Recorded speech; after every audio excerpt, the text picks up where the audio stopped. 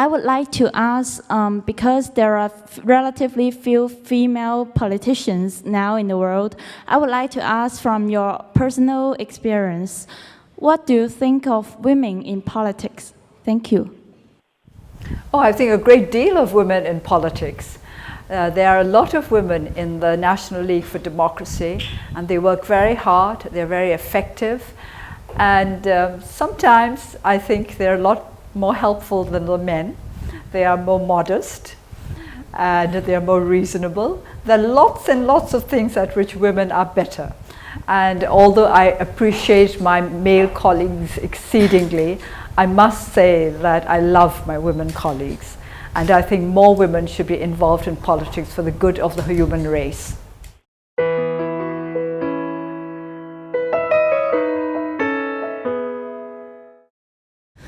As you look ahead to the future, what do you see as the most important things that need to change in Burma so that the poorest people living there can see their lives advance and they can move out of poverty? I'm an admirer of Professor Amartya Singh, so I believe in development as freedom. And I think it is only by developing freedom itself that we can help our people to get out of poverty. It's not something that we can do simply by looking to the development side of the equation. But I'm very glad to speak to somebody who is involved with the Grameen Bank. The NLD has been trying out small microfinance programs to help the poorest of our people. We think that this is one way forward, but only one way forward. Basically, we need to develop freedom and economic opportunities at the same time.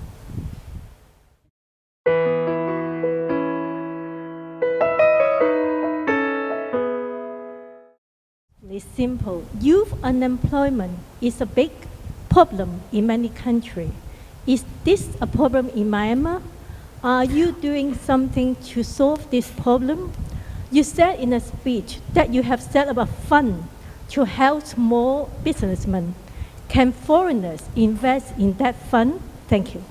Of course, youth and employment are great problems in Burma as well. And we've been trying to do everything we possibly can to help our youth forward. First of all, by capacity building, try to give them as much education as we possibly can under the circumstances, and also by trying to start up little projects in which they can be involved. We do not have a fund here in Burma for our youth projects, but we are going to try to work towards it. You know that one of the problems in Burma is that to be an NGO, you have to be registered, and the registration, of course, comes from the government. So unless the government approves of you as a social or humanitarian organization, you cannot get a formal registration. These are one of the many obstacles we have to overcome if we are to help our youth properly.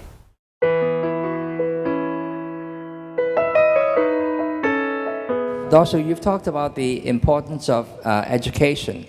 I wonder, though, what you think if there might be a danger that education could turn into a tool of propaganda for the government. That is, if the government controls the schools and the universities, then could education become a tool of the government?